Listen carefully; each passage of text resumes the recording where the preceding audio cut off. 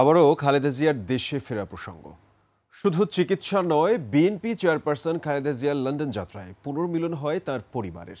দীর্ঘ ৭ বছর পর দেখা হয় বড় ছেলে তারেক রহমানের সঙ্গে। যুক্তরাজ্যে চিকিৎসা শেষে ৪ মাস পর মঙ্গলবার দেশে পৌঁছেন বিএনপি চেয়ারপারসন। কেমন ছিল তার এই লন্ডন যাত্রা? কেমন ছিল লন্ডন থেকে ফিরোজার এই যাত্রাপথ? খালিদ ইবনে মিজানের রিপোর্ট। উন্নত চিকিৎসার জন্য ৭ জানুয়ারি রাত 11:30টার দিকে শাহজালাল আন্তর্জাতিক বিমানবন্দর থেকে কাতারের আমিরের পাঠানো বিশেষায়িত এয়ার অ্যাম্বুলেন্সে ঢাকা ছাড়েন বিএনপি চেয়ারপারসন খালেদা জিয়া। যুক্তরাষ্ট্রের বিশেষায়িত বেসরকারি হাসপাতাল লন্ডন ক্লিনিকে চলে তার চিকিৎসা।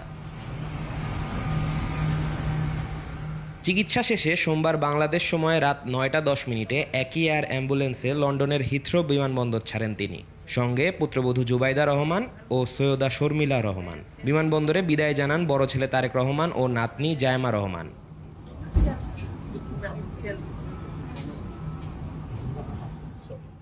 কেসারেন শেকড় থেকে শিখরে। এর আগে সোমবার স্থানীয় সময়ে বেলা ১:৩০টার দিকে তার বড় ছেলে তারেক রহমানের কিংস্টনের বাসা থেকে বিমানবন্দরের উদ্দেশ্যে বের হন তিনি।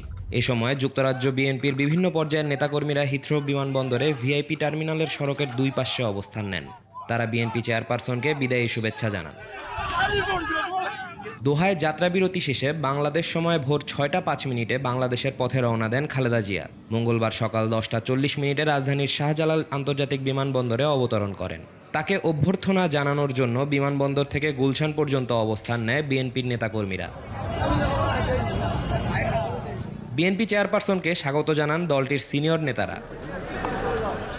বিমানবন্দর থেকে বেলা ১১টা ২৫ মিনিটে ফিরোজার উদ্দেশ্যে রওনা দেন বিএনপি নেত্রী।